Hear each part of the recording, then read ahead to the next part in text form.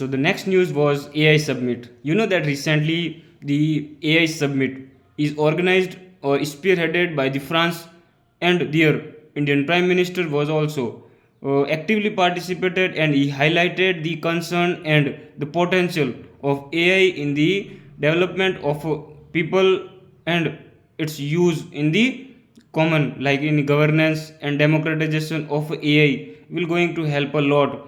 But he also highlighted various other issues related to AI, such as job concerns and eliminating the humans. You know that India is considered largest, or India is largest population, not considered, but you know that AI has a potential that it can take over humans work. So basically having largest population and using the technology will directly or indirectly create a unemployment rate. So basically the things are like he highlighted mostly in the AI summit.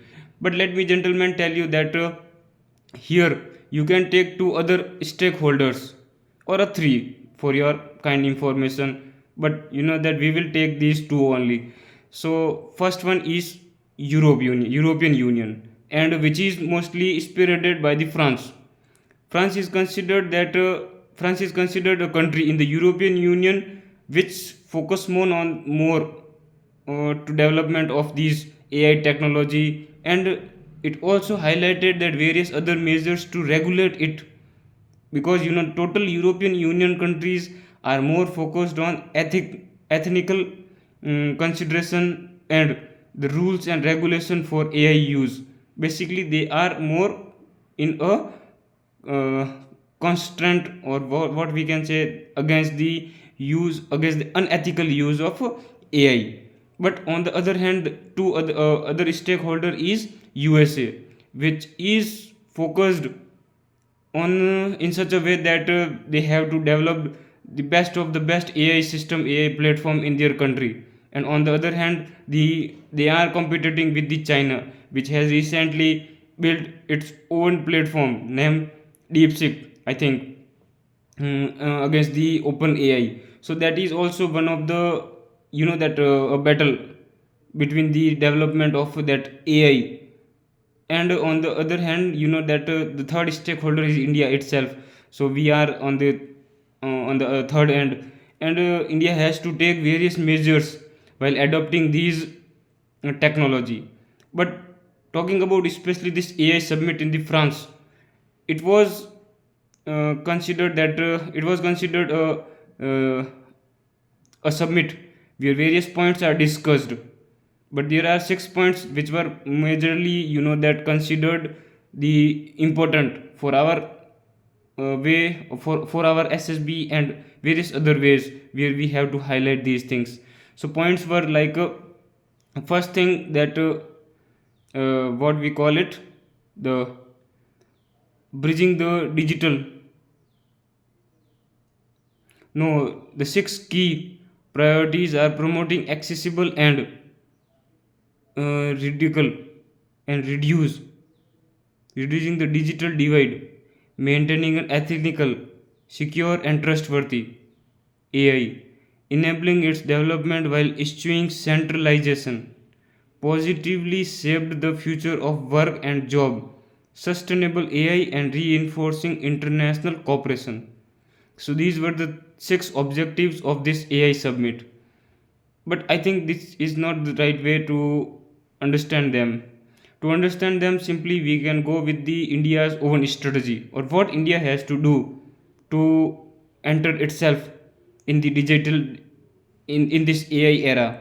So basically we can understand that India is considered where, you know, that there was a huge gap in its digital education, digital payment, or everything like a digital gap simply. But that was bridged by the India's model name. Its model name was mm, its model name was digital public infrastructure. So with that digital public infrastructure, government curb this digital divide. So they have to do same with the AI also. We have to curb the huge gap of people, that between people and this technology, so that we can also enhance, we can also use or get the potential use of this AI in the development of our common people, in the governance, in the that day to day use of AI. So directly or indirectly it will going to help these people, and even many of the people will able to secure jobs if they get learned this type of AI or this type of technology. So basically this is our first strategy. Then India also considered that one of the country other than the USA, China, and France, especially thinking about the global south. And India has a huge potential as well, considering the largest population and huge technological brains. And also the recently we have seen the unprecedented achievement by the our India's Indian Space Research Organization.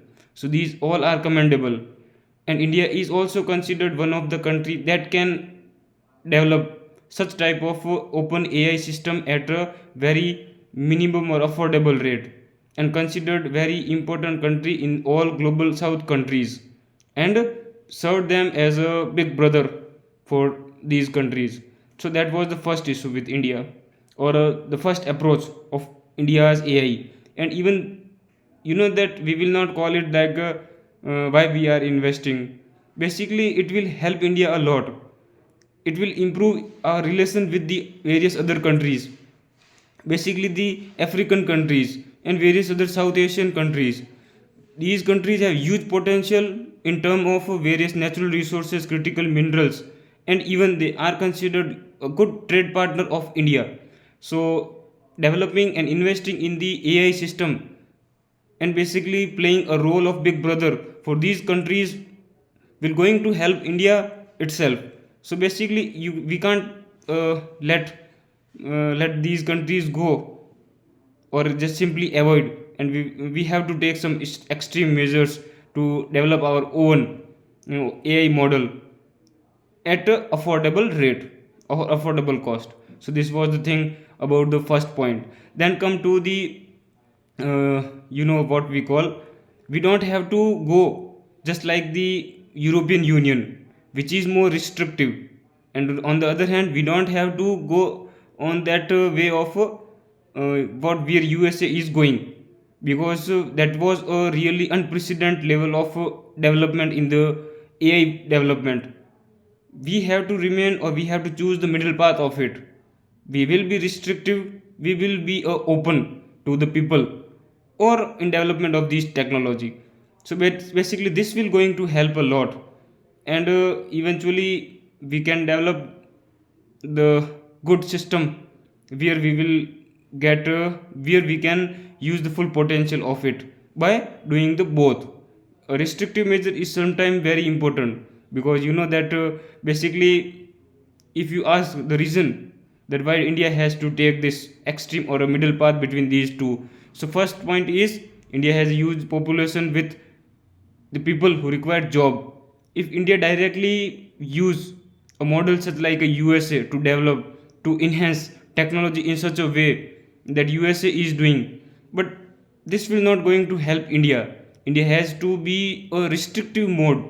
That we have to give employment to the huge chunk of our population, but we can't avoid the use of technology also, because the AI has unprecedented, or that the uncomparable, unmeasurable advantages that going India, that will going to help India in term of agriculture, in term of healthcare, manufacturing, in term of special, in term of space exploration, in term of defense, in terms of India's own security, crowd management, good governance. So there are many points if I talk about, but that restrictive and open middle path is going to help a lot, especially if I talk about India. And India has to take these steps, I think. And then come to the India's what we call it, basically India has to take, that recently the AI Paris summit, where it was uh, highlighted by our prime minister also, that it has unprecedented use. So basically we have to be active in these type of meetings and avail opportunities of like-minded countries that are leveraging us, that are depending, or what we call it, the looking India as a, that a future leader. Or especially they are inviting, maybe there is some another motive, like a trade, like a big market, or even the most, that largest youth, with the, that the brain of these youth. Basically there are various other reasons that these countries are giving importance or special attention to the India. But India has to take these things not lightly, and we have to develop our own system while learning from these countries. So basically with that I would like to conclude our open AI's submit and what India can do, basically to curb to utilize the AI system for its future. So with that, Jai Hind, and if you like this video, then don't forget to subscribe and like.